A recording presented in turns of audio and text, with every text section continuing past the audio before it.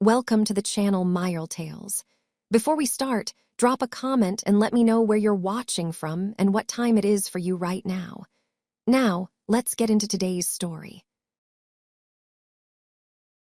Sarah stood by the casket, a thick fog seeming to settle over the world around her. Through it, she could barely make out the faces of the people, their lips forming words of comfort, their hands clasping hers, cold as ice. She heard nothing but the dull thud of her own heart beating slow and heavy, as if each pulse was a monumental effort.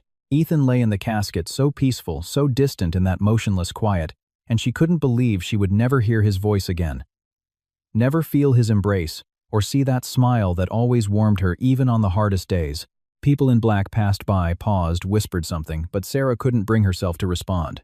She just nodded, clutching a tear-soaked tissue in her hands, her gaze returning again and again to her husband's face, trying to memorize every feature, every line, as if she feared she would forget him if she looked away for even a second. Her throat was tight with the silent sobs she held back with all her might, terrified that if she truly started to cry, she would never stop, that she would collapse right there on the cold floor of the funeral home and never get up. Again, Beatrice stood on the other side of the casket. Her face was stern and dry, without a single tear. Sarah noticed in the back of her mind that her mother-in-law held herself with a strange distance, as if it weren't her son lying in that casket, but a complete stranger.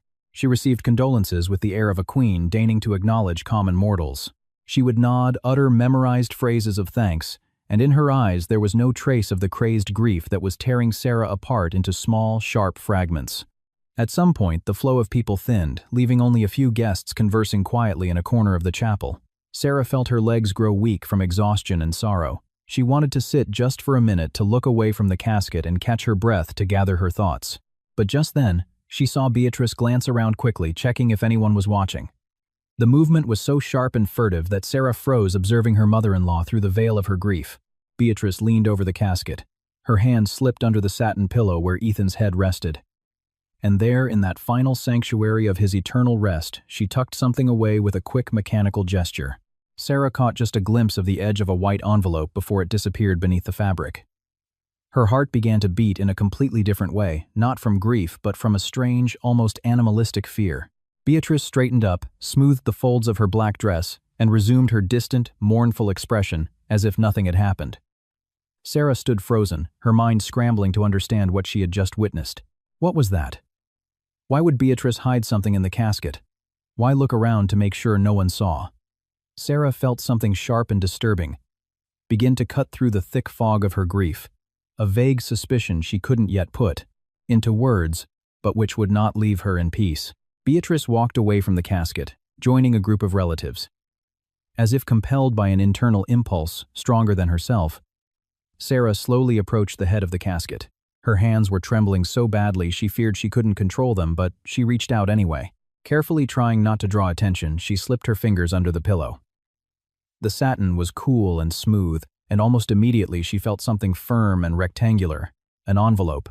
With a swift movement, she pulled it out, hid it in the folds of her black dress, and stepped away to a spot by the wall where the others couldn't see her. Her breathing became shallow and rapid. Her heart pounded in her throat, and a cold sweat ran down her back, mingling with the sudden heat that flushed through her body. Her fingers were so clumsy she could barely open the envelope. When she finally looked inside, her breath caught. There was a bank card and a folded note. Sarah unfolded the paper. Before her eyes were the familiar, beloved letters of Ethan's handwriting, which she would have recognized among 1,000. My beloved Sarah, this is for our future. Keep it safe from everyone, even Mom. You are my life. The words blurred, melting into a smear as tears sprang to her eyes with such sudden force she couldn't hold them back. She pressed the note to her chest, covering her mouth with her hand to keep from screaming from a pain that had suddenly become unbearable. It was Ethan's last gift, the last proof of his love, the last thing he had left for her in this world. And Beatrice had tried to steal it. She had tried to bury with her son the very thing he had prepared for his wife, for the future they had dreamed of together. Sarah felt something else begin to grow inside her alongside the grief, something cold and sharp like a shard of ice slowly piercing her heart. It was a betrayal so cruel and low she couldn't fully process it. She looked up and saw Beatrice surrounded by family accepting condolences, her face showing no shadow of guilt, not the slightest hint of what she had just done. Her mother-in-law appeared serene, even majestic in her mourning. And Sarah suddenly understood she was looking at a person she didn't know at all, someone capable of a vileness she could never have imagined. Sarah clutched the envelope, tucked it deeper into her dress pocket, and slowly returned to the casket. She looked at Ethan's face, so peaceful and distant, and whispered silently with only her lips moving so no one could hear. "I won't let her take it from you, my love. I promise. I won't let her." And in that moment she felt something breaking through the pain and sorrow that would sustain her in the days to come, the determination not to let this betrayal go unanswered. Sarah returned home after the funeral, closing the door behind her and leaning against it, feeling as if her legs could no longer support her. The apartment greeted her with a silence so thick and oppressive, it felt like the air had solidified, making it nearly impossible to breathe. Traces of Ethan were everywhere, his jacket on the coat rack, his mug on the kitchen counter, the book he hadn't finished open on the coffee table. Sarah slowly slid to the floor by the door, wrapping her arms around her knees. She finally allowed herself to weep, as she hadn't been able to in front of the others, sobbing and choking on a grief that shook her entire body. When the tears subsided, she looked up and saw a photograph on the wall, their wedding picture. Ethan had his arm around her waist. She was laughing, her head thrown back, and they both looked so happy, so certain they had a lifetime ahead of them. Sarah got up, walked to the photo, and traced the glass of the frame with her fingers. Suddenly, through the pain, vivid memories began to surface, as if it had all happened yesterday, not 3 years ago. She remembered the day she first saw Ethan. Sarah worked in a small corner bakery, kneading dough, decorating cakes, and waiting on customers. Every day was the same until one ordinary afternoon, the door chimed and he walked in. He was tall, with dark curly hair, wearing a simple button-down shirt with the sleeves rolled up to his elbows. He looked a little lost in the small shop, surrounded by display cases filled with pastries and sweets. "I need a cake for my mom," he said, and there was such a sincere helplessness in his voice that Sarah smiled without realizing it. "It's her birthday, and I have no idea about any of this stuff." He gestured vaguely at the cases, and Sarah's smile widened. There was something endearing and genuine in his awkwardness. She came out from behind the counter, wiping her hands on her apron, and stepped a little closer, feeling his eyes on her. And in that gaze there was such openness and warmth that for a moment it took her breath away. "Tell me about your mom," she said softly, looking up at him. Ethan grew thoughtful, scratching the back of his neck. In that almost boyish gesture, something warm bloomed in Sarah's chest. "She's particular," he said, slowly searching for the words. "She likes order tradition. Everything has to be just so, the way it's supposed to be. I think she'd like something classic without too much fuss." Sarah nodded, walked to the display case, and pointed to a cake with white frosting and delicate buttercream roses. "This one," she said. "It's simple, elegant. Perfect for a mother who values tradition." Ethan looked at the cake, then at her, and then he smiled in a way that made something inside Sarah flutter. "You're amazing," he said quietly with such plain sincerity that she felt a blush creep up her cheeks. "You figured out my mother in just a few words." He came back the next day, and the next, and the day after that, always finding an excuse to buy bread, a few pastries, or just to grab a coffee. They talked about everything: work, dreams, life. And with each passing day, Sarah felt her heart leaning more and more toward this man who looked at her as if she were the most important thing in his world. After a month, he asked her to dinner. As they sat in a small restaurant, he took her hand across the table and looked into her eyes. "Sarah, I never believed in love at first sight, but when I saw you in that bakery, I knew I wanted to spend every single day of my life with you." Their romance was a whirlwind, like a mountain river sweeping everything away in its path. They saw each other every night, went for walks, talked until dawn. Sarah felt as if for the first time in her life, she was truly living, as if everything before Ethan had just been a prelude to this happiness. 6 months later, he proposed to her, right there in the bakery, getting down on one knee between the cases of cakes. And she said yes, without a second thought, because she knew he was her person, her destiny, her love. But then came the first meeting with Beatrice, and Sarah felt a cold chill touch her happiness. Ethan brought her to his mother's house, holding her hand, telling her all the way there how nervous he was, how much he wanted his mom to love her. Beatrice met them at the door. She was tall, with her hair pulled back in a severe bun, dressed in a sharp suit. Her eyes scanned Sarah up and down as if she were inspecting merchandise at a market, quick, sharp, and merciless. "So this is the girl you've been talking so much about," Beatrice said, and her voice held not a drop of warmth, only a distant politeness that was deeply unsettling. "Come in. I've set the table." Sarah smiled shyly and extended her hand, but Beatrice barely grazed her palm with her fingertips, as if afraid to get dirty before turning and heading inside. Throughout dinner, Beatrice asked questions, and each one was like the prick of a fine needle, polite on the surface but painful underneath. "What do your parents do for a living, Sarah?" When Sarah replied that her father was a bus driver and her mother cleaned offices, she saw a flicker in Beatrice's eyes, something like disappointment or even disdain. "Did you go to college?" And when Sarah shook her head, explaining that she had started working right after high school to help her family, Beatrice pursed her lips and nodded as if that confirmed everything. "Mom, please," Ethan said quietly, and Sarah heard the plea in his tone. "Sarah is a wonderful person. I love her." Beatrice gave her son a long, heavy look. Then she turned her gaze back to Sarah, and there was so much coldness in it that a shiver ran down the young woman's spine. "I'm sure she's lovely," the mother-in-law said, drawing out the words. "But love isn't always enough for a family, Ethan. You need compatibility, you understand. A similar background, shared values, a certain standard." Sarah sat with her hands clenched in her lap, her knuckles white, feeling tears welling in her throat but refusing to let them fall. She kept a tight, false smile on her face that hurt. Ethan took her hand on the table and squeezed it tightly. In that gesture, Sarah felt support, but also his helplessness. He couldn't change his mother's mind. He couldn't force her to accept the woman he loved. After they left, Ethan held Sarah on the street, pulling her so close she could barely breathe. He whispered in her ear, "Please forgive her. She's just scared of losing me. She doesn't want to share me with anyone. But I love only you, and nothing will ever change that." Sarah nodded, her face buried in his shoulder, but she already knew. Beatrice would never accept her. She would never forgive her for taking her son. The wedding was modest in a small church. Beatrice sat in the front row, her expression that of someone attending a funeral, not a celebration. As Sarah walked down the aisle in a simple white dress she and her mother had sewn themselves, she saw her mother-in-law watching her, and that look said it all. Disappointment, anger, a kind of quiet hatred that Beatrice didn't even try to hide. Sarah shook her head, chasing away the memories, and looked back at the wedding photo. She had been so happy that day that not even Beatrice's coldness could dampen her joy. But now, standing in the empty apartment with the envelope, her mother-in-law had tried to steal from the casket in her pocket. Sarah understood that their first meeting had been a foreshadowing of everything to come. Beatrice had never seen her as a worthy wife for her son, and now that Ethan was gone, she had decided Sarah didn't even deserve the last thing he had left for her.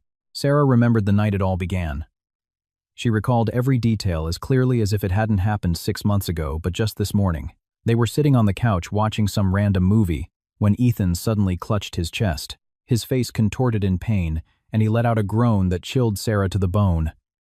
She lunged toward him, cupping his face in her hands, and saw him struggling for air, his eyes wide with fear. "Ethan, what is it?" "Honey, what's wrong?" she cried, shaking his shoulders. He squeezed her hand so hard she felt his fingers dig into her skin. My chest," he gasped between clenched teeth. "It feels like my heart is being crushed in a fist." Sarah grabbed the phone and called 911.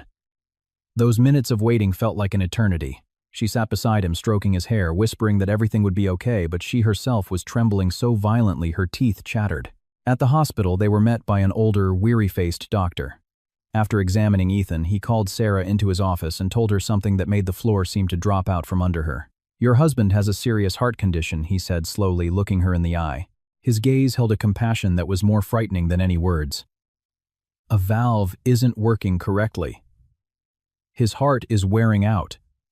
He needs an operation, and the sooner the better. Without it, he has a year at most, maybe less."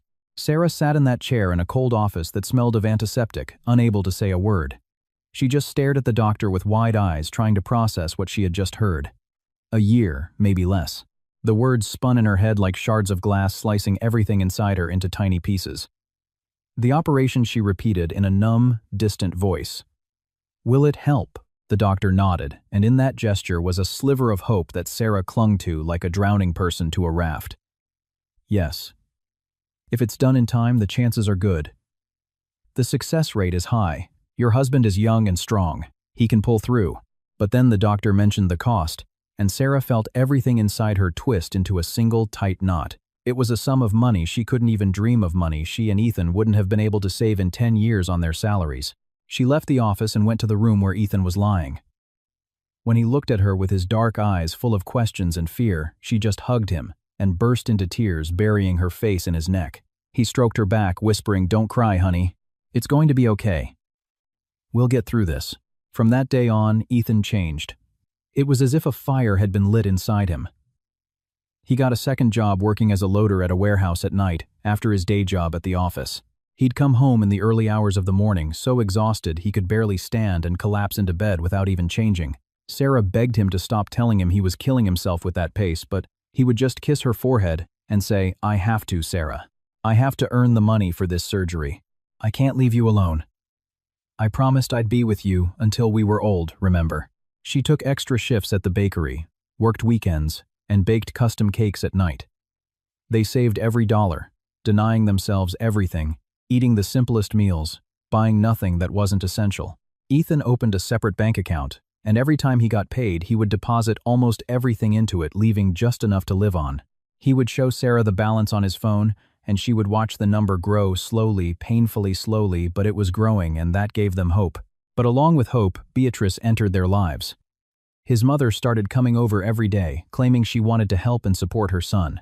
But instead of support, Sarah only heard cold-cutting reproaches that made her want to curl up in a corner and cover her ears. If he had married someone from a decent family, Beatrice would say, standing in their small kitchen and looking at Sarah as if she were to blame for all the world's troubles, he would have the money for treatment. A proper wife would have brought connections, opportunities. "What did you bring? Nothing but poverty." Sarah would stand at the stove stirring soup, feeling hot tears burn her eyes but refusing to let them fall. She would just stay silent, clenching her teeth so hard her jaw ached. Beatrice continued, her voice growing harsher, her words more venomous. "You're going to put him in an early grave with your poverty. Do you understand? He's working 2 jobs, killing himself because you can't provide for this family. What kind of wife are you? He deserved better. He deserved a woman who could take care of him." "Mom, that's enough." Ethan had walked into the kitchen. His face was pale with fatigue, dark circles under his eyes, but his voice was firm. "Sarah is not to blame for any of this. It's my illness, my problem, and we will get through it together."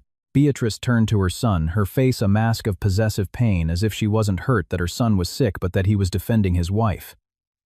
"You're blind, Ethan," she whispered, her voice trembling with resentment. "Can't you see she's destroying you?" "If it weren't for her," Ethan interrupted, "I wouldn't know what happiness is." He walked over to Sarah, wrapped an arm around her and pulled her close. "She's my wife, Mom. My love. And I'm asking you to respect her." Beatrice stared at them for a long moment, her eyes filled with a mixture of pain, anger, and profound misunderstanding. Then she turned and stormed out of the kitchen, slamming the door so hard the windows rattled in their frames. When they were alone, Ethan would stroke Sarah's hair and kiss the top of her head. She could feel him trembling with exhaustion and stress. "Forgive her," he'd whisper. "She's just scared of losing me. She doesn't want to share me, but don't listen to what she says. You're the best thing that ever happened to me."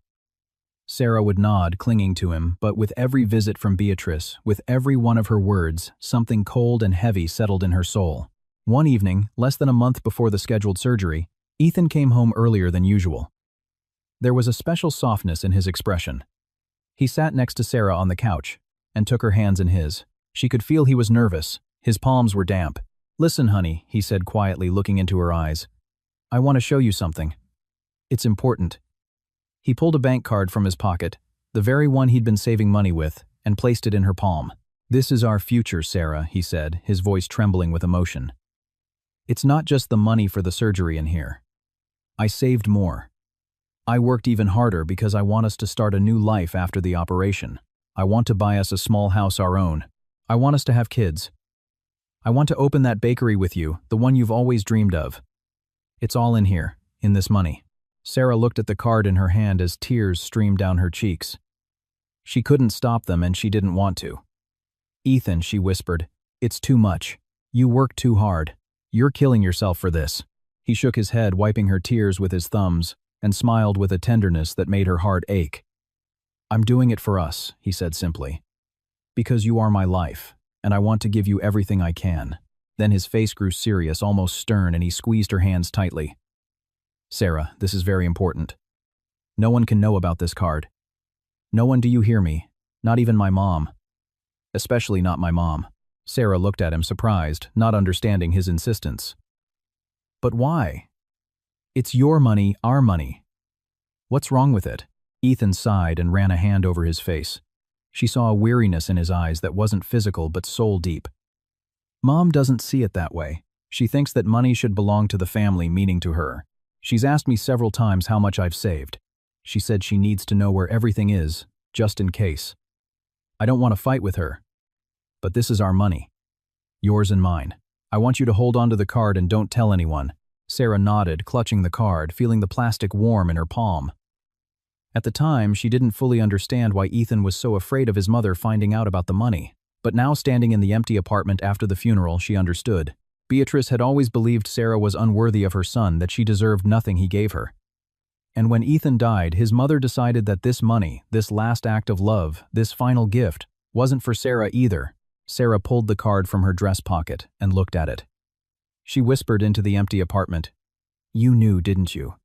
You knew she would try to take it from me. That's why you were so insistent on the secret." And in that moment she realized Ethan had been protecting her even after death. Even from the grave, he was trying to shield her from his mother's greed and malice.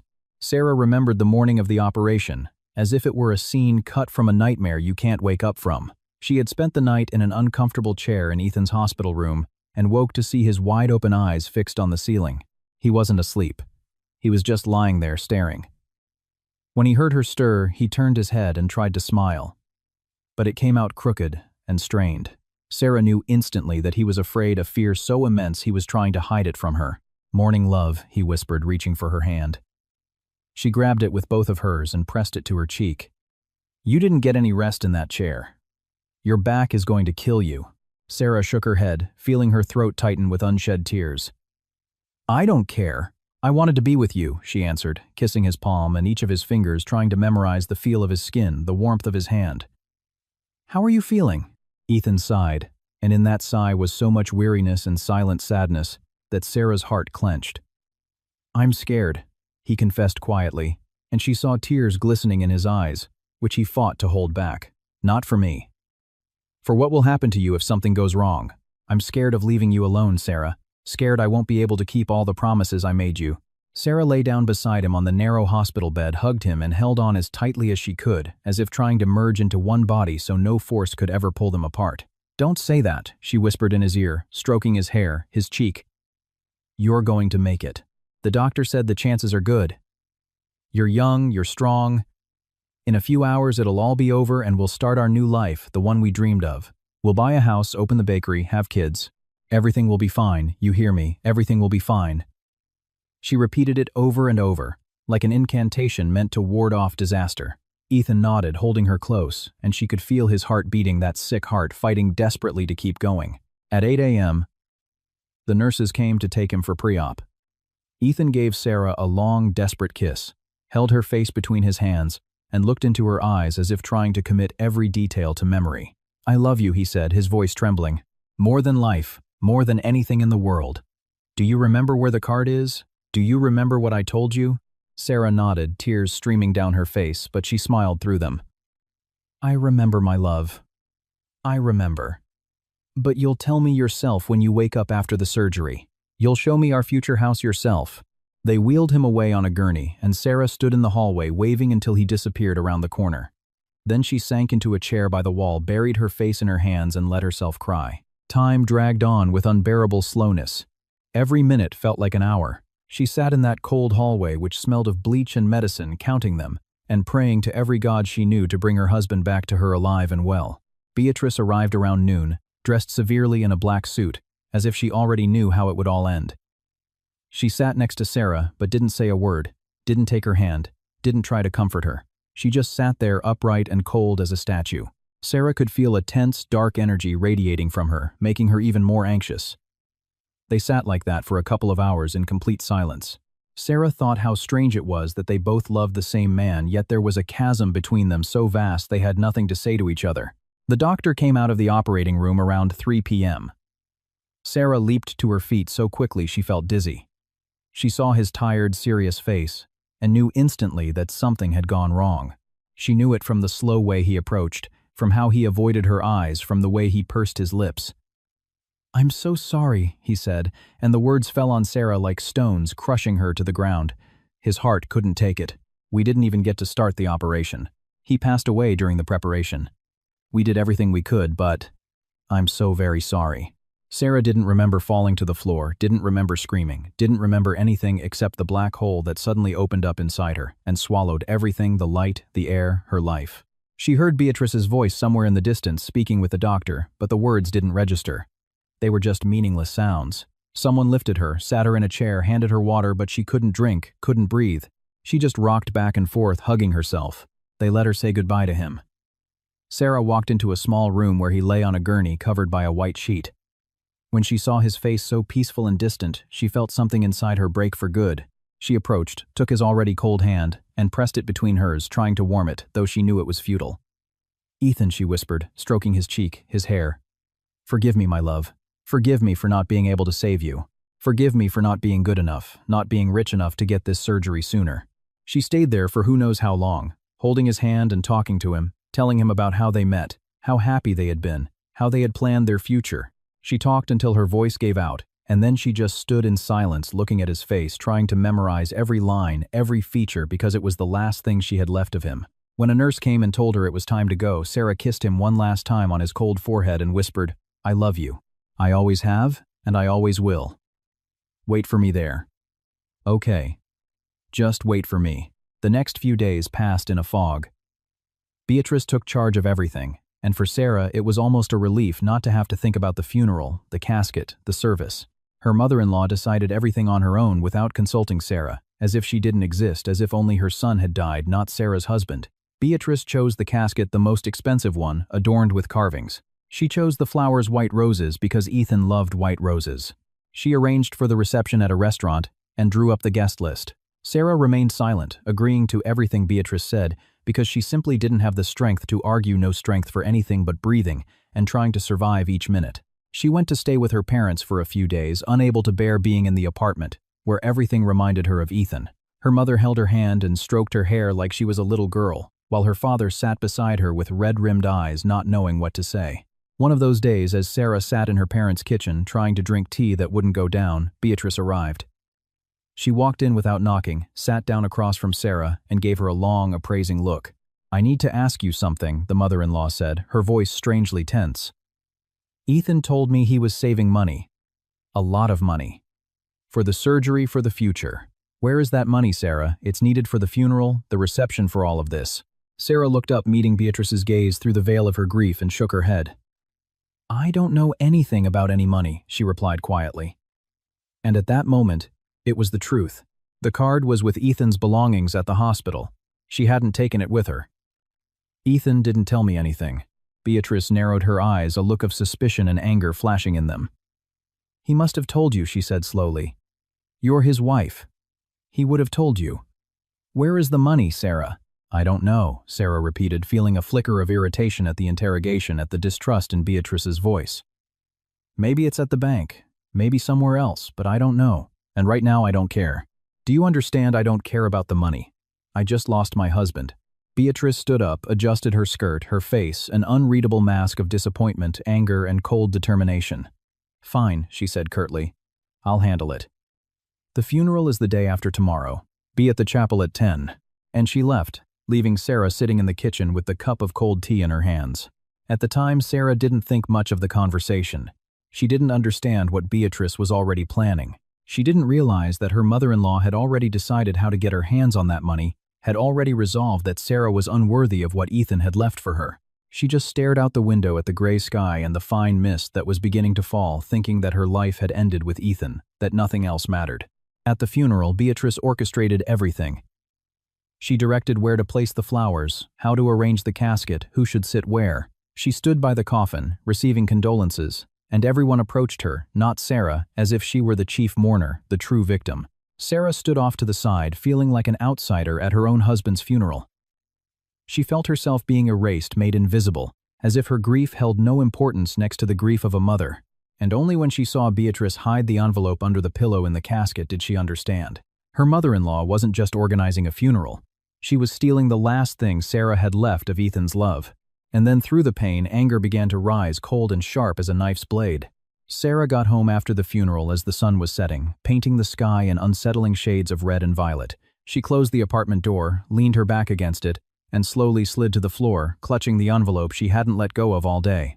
Her knuckles were white from gripping it, as if she feared it would vanish, dissolve like everything else good in her life.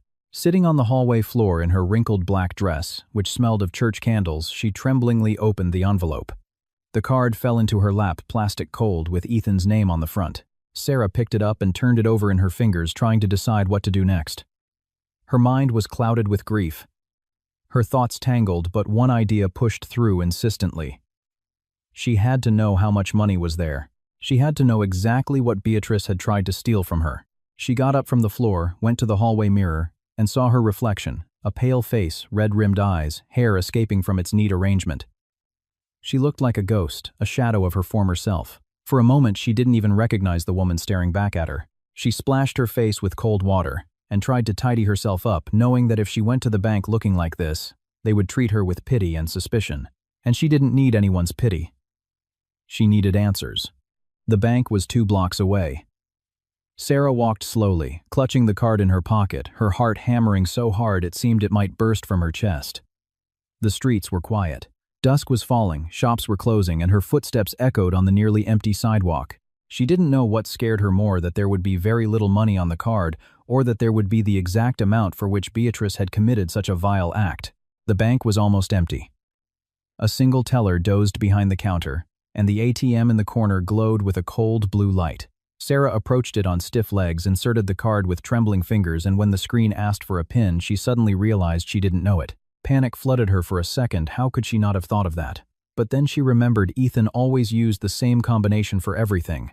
The date of their first meeting. She entered the numbers, and the screen lit up with the menu. Sarah selected check balance, then squeezed her eyes shut, unable to look.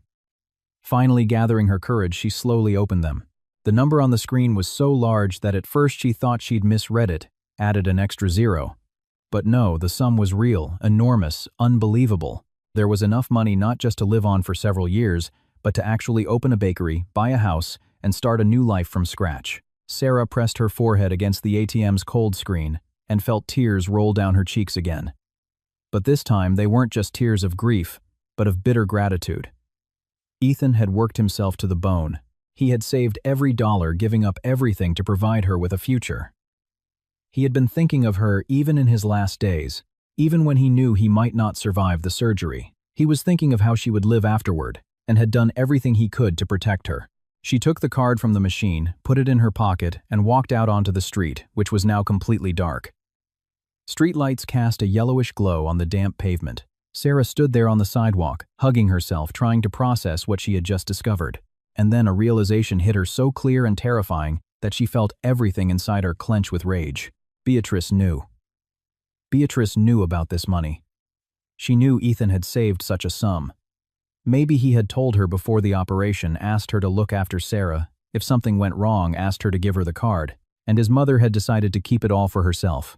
She had decided Sarah was unworthy of this inheritance, unworthy of Ethan's final gift of love, and had tried to bury the card with him, perhaps to retrieve it later or simply to destroy it, robbing her daughter-in-law of what was rightfully hers. Sarah felt rage rise inside her like a hot, consuming wave, burning away even the grief.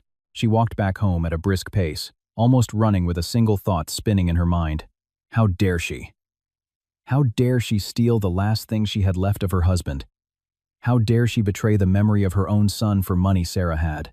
I thought she knew her mother-in-law, thought she understood the depth of her disdain, but this was beyond anything she could have imagined. At home, she picked up the phone and called her friend, the only person she could trust. Megan had been by her side through everything, visiting when Ethan was sick, sitting with her at the hospital, holding her hand at the funeral. She answered on the second ring, her voice full of concern. "Sarah, what's wrong? Are you okay?" And then Sarah couldn't hold it in any longer.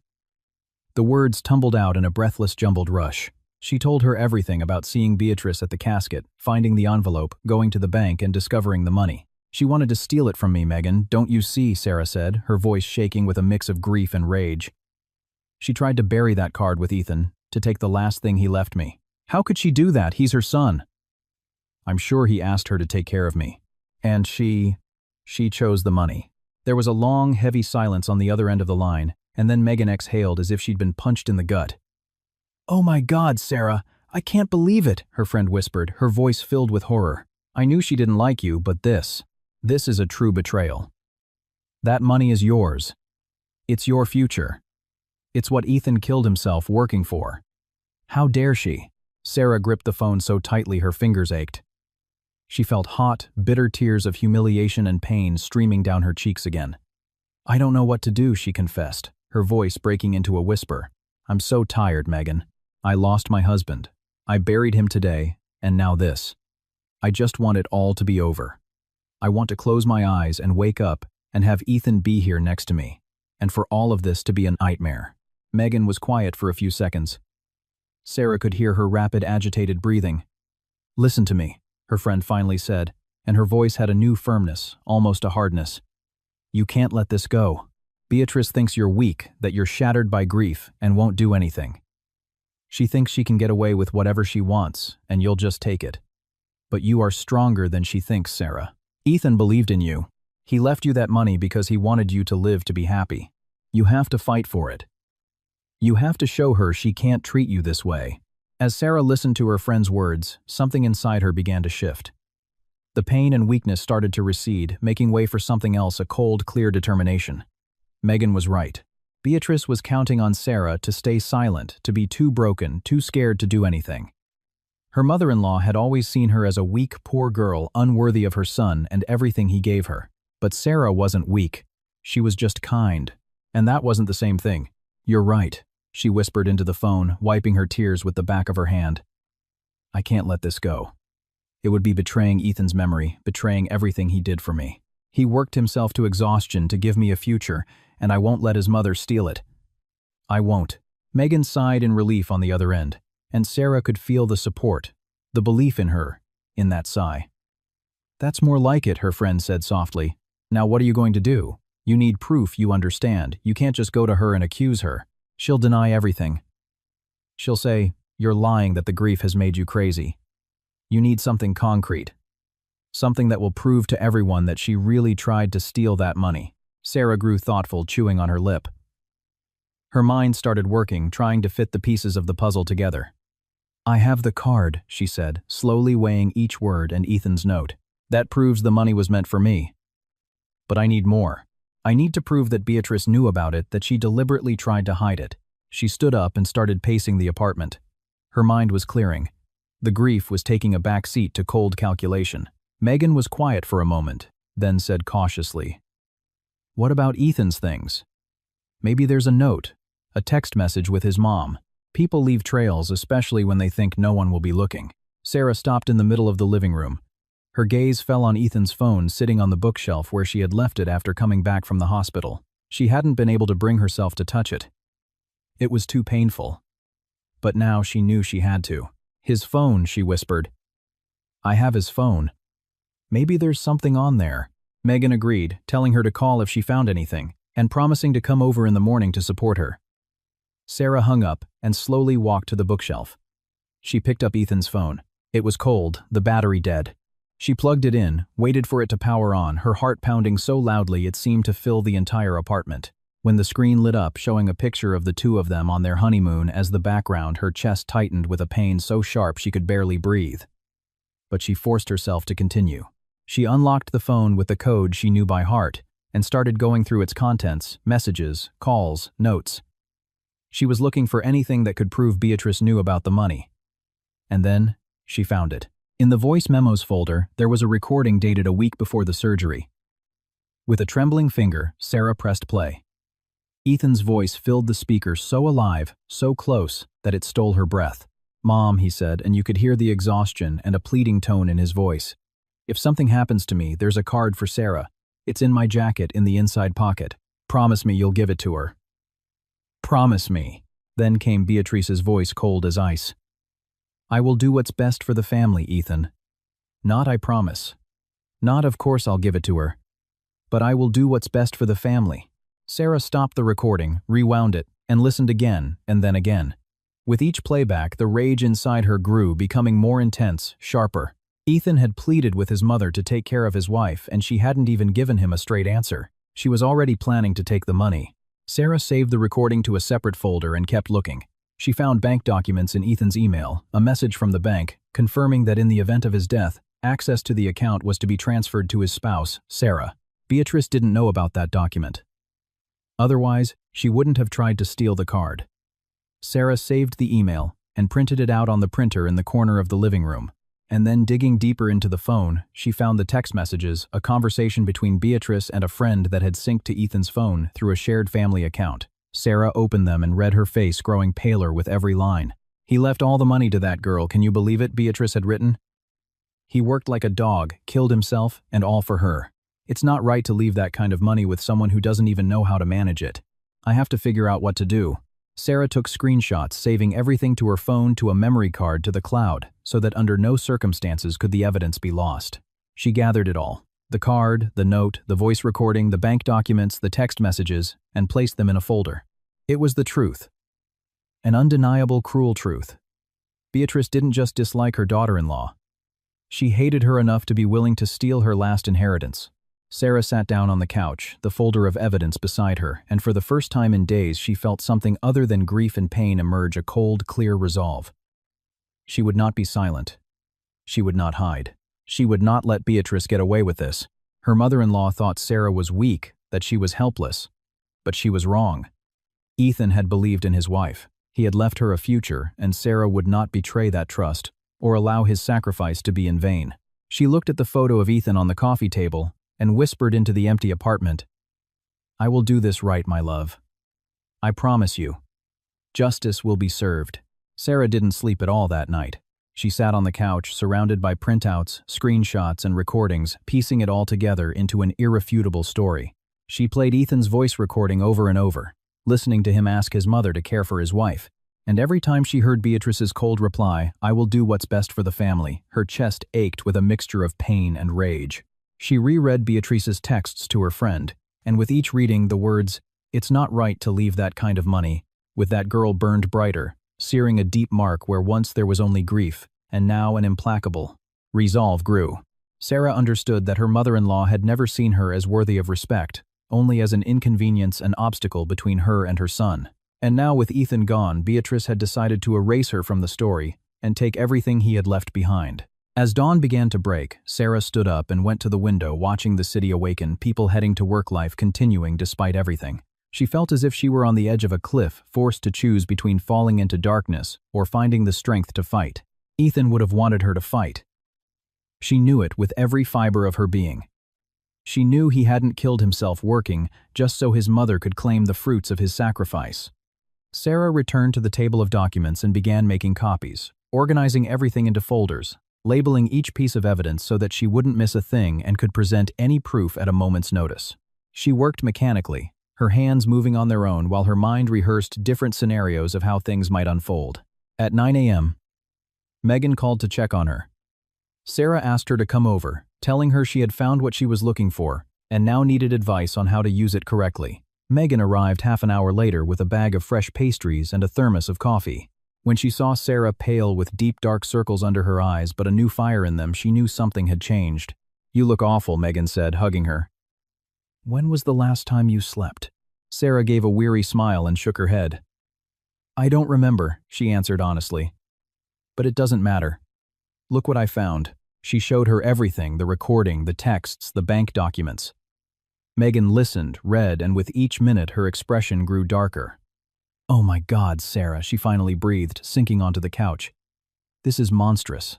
Ethan directly asked her, begged her to take care of you, and she was already planning to steal it. What kind of person is she? How can you do that to the memory of your own son?" Sarah sat beside her, taking her friend's hand. The contact, the support, made something inside her feel a little warmer, a little more bearable. "I want to expose her," Sarah said, her voice quiet but firm. "I want everyone to know what she did. Not just for me, but for Ethan. He doesn't deserve to have his last wishes trampled on, his sacrifice wasted because of his mother's greed." Megan nodded, squeezing her hand tighter, her eyes full of complete support. "Then you have to do it right," her friend said thoughtfully. "You can't just go and blurt it all out. She'll deny everything. She'll say you're making it up. You need witnesses. You need other people to hear it. The family, the ones who respect Beatrice and see her as a pillar of virtue. Only then will she not be able to wriggle out of it." Sarah listened, nodding, a plan beginning to form in her mind. In a few days, it would be the memorial dinner, a traditional gathering where all the relatives would come together. Beatrice would undoubtedly organize it and play the part of the grieving mother receiving condolences. It would be the perfect moment. Everyone would be there. Everyone would see.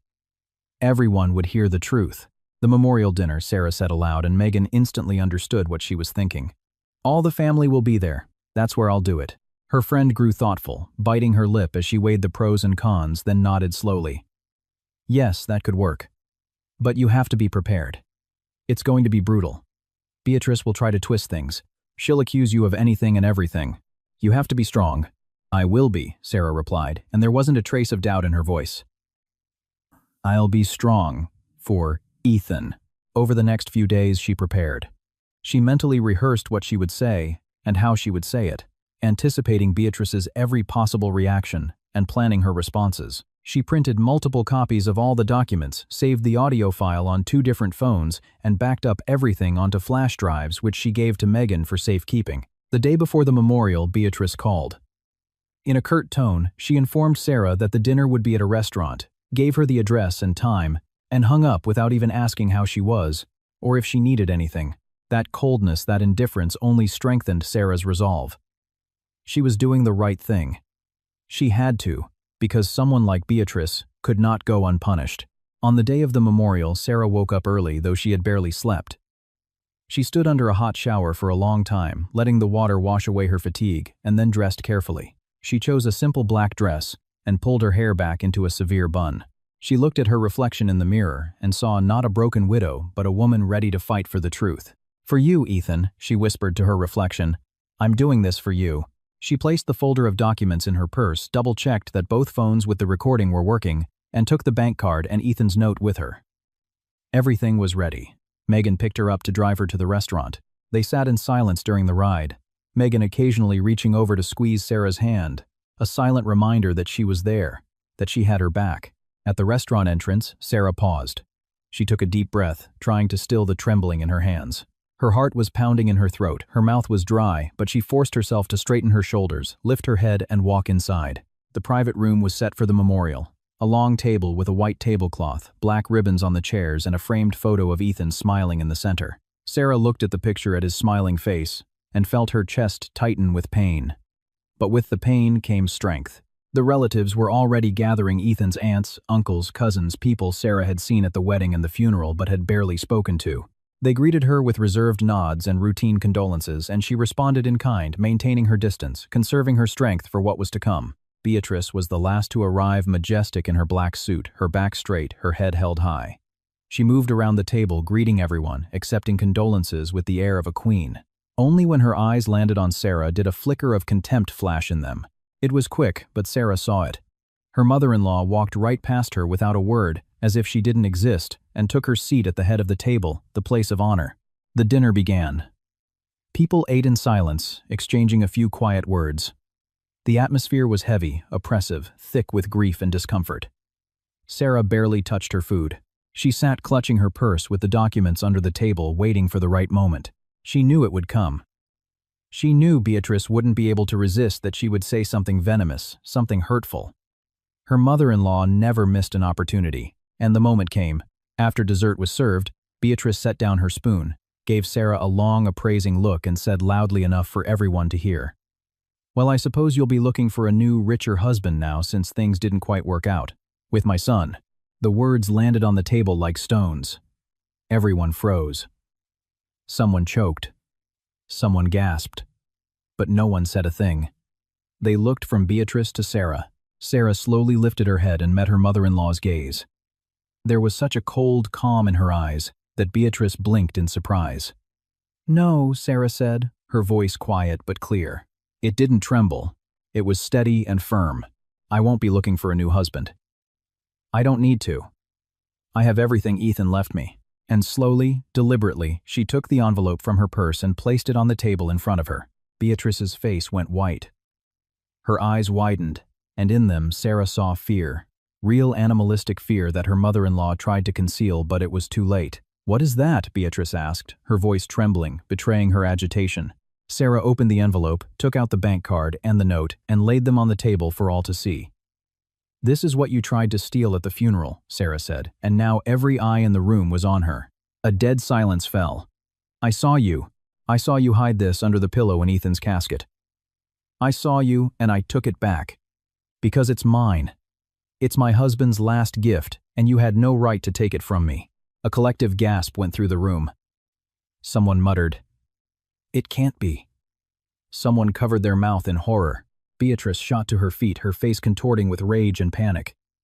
"You're lying," she shrieked, her voice hysterical. "You made it all up. You're trying to slander me, to shame me. I never did such a thing." Calmly, Sarah took out her phone, played the voice recording, and Ethan's words filled the room. "Mom, if something happens to me, there's a card for Sarah. Promise me you'll give it to her. Promise me." His voice was so alive, so real that several of the women began to cry, and the men lowered their heads.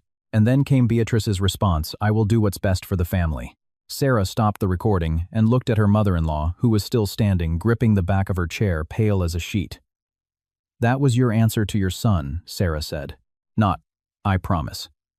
Not, of course I'll give it to her. But, I'll do what's best. And you decided what was best was to steal that money from your son's wife." Beatrice held onto the chair, her knuckles white. Sarah watched her scrambling, searching for an escape, for words that could explain it all away.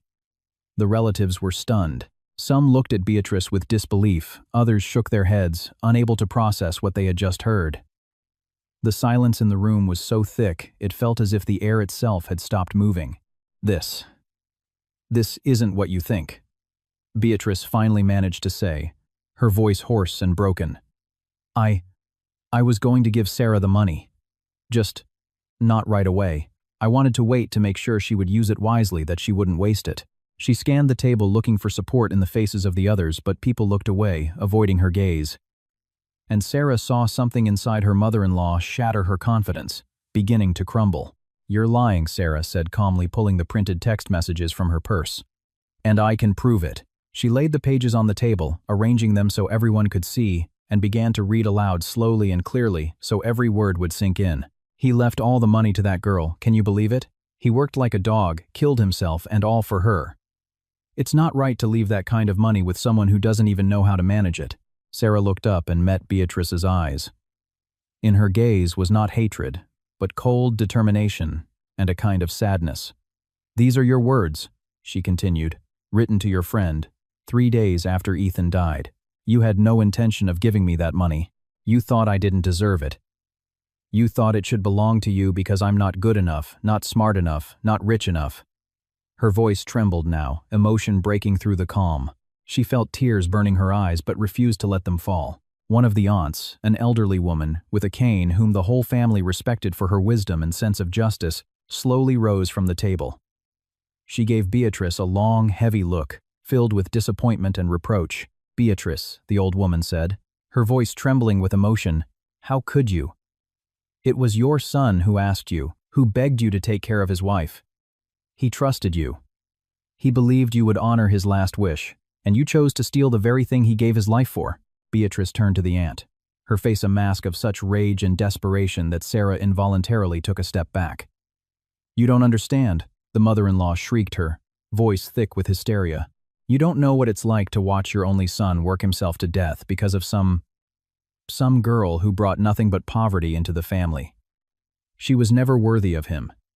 He deserved better. He could have married someone from a decent family, had a good life, and he wouldn't have died so young." The words hit Sarah with such force, she felt a physical pain as if she'd been struck in the chest. She clenched her hands under the table, her nails digging into her palms, and forced herself to breathe. Just breathe. If she broke now, if she let the emotions overwhelm her, it would all have been for nothing. "You blame me for his death," she whispered, and in her voice was a pain so profound that several of the women began to sob openly. "You think it's my fault he died, but it's not." Sarah stood up, drew herself to her full height, and looked Beatrice directly in the eyes, unblinking. "Ethan didn't work because of me. He worked for me," she said, and her voice grew stronger, firmer. "He worked because he loved me, because he wanted to give us a future. He dreamed of a house of children of the bakery we would open together. It was his dream, his choice, and I will not let you tarnish his memory by saying he died for nothing." She pulled the last document from her purse, the letter from the bank, and placed it on the table. "This is an official order from the bank," Sarah explained, signed by Ethan 1 month before the surgery. "It states that in the event of his death, access to the account is to be transferred to his spouse to me. It's a legally notarized document. Ethan made sure this money would get to me, even if you tried to take it." She paused, letting the words sink in, and watched as the faces of the relatives changed, the reproach in their eyes growing more and more obvious. Ethan's uncle, his father's brother, the same man who had toasted the newlyweds at the wedding, slowly rose from the table, his face as dark as a storm cloud. "Beatrice," he said, and the warmth was gone from his voice, replaced by cold disappointment. "I've known you for many years, and I always considered you a decent woman, an example to us all. But what you have done is a betrayal. A betrayal of Ethan's memory, his love, his sacrifice. You tried to rob his wife of the last thing he left for her. How can you call yourself a mother after this?" Beatrice wavered, leaning on the table for support. Sarah saw tears finally well up in her mother-in-law's eyes, streaming down her cheeks and smearing her carefully applied makeup. I just wanted to preserve his legacy," Beatrice sobbed, and now her voice was pleading the desperation of a woman who knew she had lost. "I wanted the money to stay in the family, in the hands of those who truly understand its value. Sarah is young, she'll find another husband. And that money should have been mine. I'm his mother. I raised him. Enough." Sarah didn't shout, but her voice carried such force that everyone fell silent. Even Beatrice stopped mid-sob. "Enough lies. Enough excuses. You didn't want to preserve your son's legacy. You wanted to take his money because you have always believed I didn't deserve it. From the very first day of my marriage to Ethan, you made it clear that I wasn't good enough for him. You despised me for my background, for my poverty, for daring to love your son and be loved by him." Sarah scanned the table, looking at the relatives who sat with their heads bowed. For the first time, she felt they were on her side, that they saw the truth. "Ethan loved me," she continued, and now her voice was not angry but filled with a deep sadness. "He loved me just as I am, with all my poverty, all my flaws. He worked not because I was a bad wife, but because he was a good husband. And I will not let you defile that love by claiming it was a mistake." Megan, who had been sitting beside Sarah the whole time, stood up and placed a hand on her shoulder, a silent show of support. Sarah felt the warmth of that touch, felt her strength return, and she looked at Beatrice one last time. "Ethan loved both of us," she said quietly, but with such clarity that every word reached the farthest corners of the room. "He loved me, his wife, and he loved you, his mother. He wanted us to live in peace, for you to accept me as part of the family. But you chose something else. You chose greed over the love of his memory. You chose money over respect for his final wish." She gathered all the documents back into the folder carefully, unhurriedly, and picked up her purse. "Now everyone knows who you really are," Sarah said, looking Beatrice in the eye. "Not a pillar of virtue, not a loving mother, but a woman willing to rob her daughter-in-law of a dying son's last gift. Live with that. Live with knowing that the whole family now knows the truth." She turned to leave, but at the last moment she stopped and added, "I forgive you. Because Ethan would have wanted me to. But I will never forget." Sarah walked out of the room, Megan right behind her. Behind them, a murmur of voices erupted as the family began to discuss what had happened. She could hear snippets. How could she? Poor Sarah. Ethan would be so disappointed. She stepped outside into the cool evening air, took a deep breath, and felt something inside her loosen the tension of the past few days finally beginning to fade. "You were incredible," Megan said, wrapping an arm around her friend's shoulders.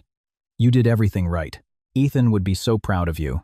Sarah nodded, wiping away the tears that were finally falling, tears of release, of cleansing, of a bitter victory. "I hope he saw it," she whispered, looking up at the sky where the first stars were beginning to appear. "I hope he knows I didn't fail him, that I fought for what he believed in." They stood like that for a few minutes until the relatives began to file out of the restaurant. Several of them came up to Sarah, hugged her, apologized for not seeing how Beatrice treated her sooner, and promised their support. The old aunt with the cane was the last to approach. She took Sarah's face in her wrinkled hands and gave her a long, warm look. "You are a wife worthy of Ethan," the old woman said. "Worthy because you loved him with a true love, not for money or status, but simply for who he was. And he loved you the same way. That is a rare thing, child. A love like that. Keep it in your heart." Beatrice came out of the restaurant last, alone and defeated. No one approached her, no one hugged or consoled her. She stood by the entrance, watching the group of relatives surrounding Sarah, and on her face was an expression of such profound loss and desperation that even Sarah felt a flicker of pity.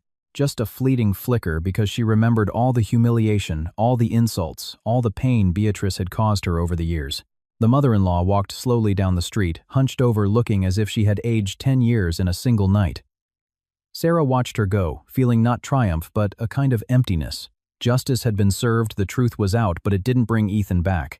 It didn't heal the wound in her heart. She turned to Megan, gave a tired smile and said, "Take me home, please. I'm so tired." Her friend nodded, put an arm around her shoulders, and they walked to the car, leaving behind the restaurant, the relatives, and the part of her life that ended that night. 4 months passed. Sarah learned to live differently. She learned to wake up in the morning without feeling like the world had caved in. The pain didn't disappear. It just changed, becoming a quiet sadness that lived deep inside her. She no longer lived in the apartment where she and Ethan had been happy. She rented a small, bright studio on the other side of town and started to make their shared dream a reality, the bakery. She found a small storefront on a busy street near the market and began renovations. She used the money from Ethan's card wisely, carefully, just as he would have wanted. Beatrice tried to contact her a few times, sending a letter saying she regretted what happened and wanted to explain. Sarah read it and put it in a drawer unanswered. She couldn't forgive, couldn't forget the betrayal. The mother-in-law paid for her actions. The family turned their backs on her, and she became an outcast. Finally, the opening day of the bakery arrived. Sarah woke before dawn. "Today, my love," she whispered. "Today we open our bakery. I wish you could be here, but I know you're close." A carved wooden sign hung above the entrance, Ethan's Bakery. Sarah stood before it, tears welling in her eyes, not tears of pain but of a quiet happiness mixed with sorrow. On the wall behind the counter hung a picture of Ethan grinning from ear to ear. "We did it, honey," she whispered. "Your dream came true." She opened the doors at 8 a.m., and customers began to trickle in almost immediately. By noon, there was a small line out the door. People raved about her baking, promising to come back. Around 3 p.m., a man in a formal suit entered. He introduced himself as a lawyer, looking for Sarah about an important matter related to Ethan's estate. Sarah led him to a small office in the back. Mrs. Miller, the lawyer, began spreading out some documents. "Your late husband Ethan drew up a will 2 months before his death. You are named as the sole heir to all his assets. The house his mother lives in was, in fact, his property. The car as well. Furthermore, there are additional savings in another bank that you were apparently unaware of." Sarah listened in disbelief. Ethan had never mentioned any of this. "All of this now belongs to you by law," the lawyer continued. "The will is notarized and cannot be contested. Beatrice has already been notified. She knows she will receive nothing." A wave of conflicting emotions washed over Sarah, relief, sadness, a strange sense of justice. Beatrice had not only failed to steal the money but had also lost the house, lost everything she thought she was entitled to. "What will happen to the house?" Sarah asked quietly. "Where will Beatrice live?" The lawyer shrugged. "That is up to you, ma'am. The house is yours." Sarah thought about it. She could evict her mother-in-law, take her revenge. But something inside her resisted. Ethan had loved his mother. He wouldn't have wanted to see her on the street. "Let her live there," she said finally. "She can stay in the house. But it remains in my name. She can't sell it or do anything with it without my consent." The lawyer nodded, making a note. "A wise decision, ma'am." After he left, Sarah sat in silence, processing what had happened. Ethan had taken care of her in ways she could never have imagined. He had secured her future, given her everything he could, and done it in such a way that not even his mother could take a single piece of that inheritance from her.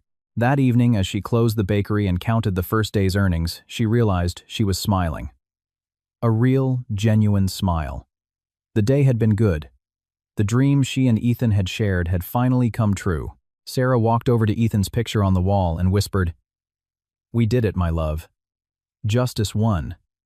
Your mother paid for what she tried to steal. And I'm living the life you wanted for me. I opened our bakery, and it's going to succeed. I promise." A single tear rolled down her cheek, but a quiet, serene smile was on her lips, full of a new hope. Life went on even after so much pain. It went on in the scent of fresh bread and the smiles of customers, in the memory of a love that was real. Sarah turned off the lights, locked the door, and looked up at the sign, Ethan's Bakery. She started for home, walking slowly, feeling something new inside her that felt like peace. The grief would always be with her, but now, alongside it, there was room for something more, for gratitude, for hope, for a life that was moving forward against all odds. Justice had triumphed. Love had won, and that was the greatest memorial she could ever build for Ethan.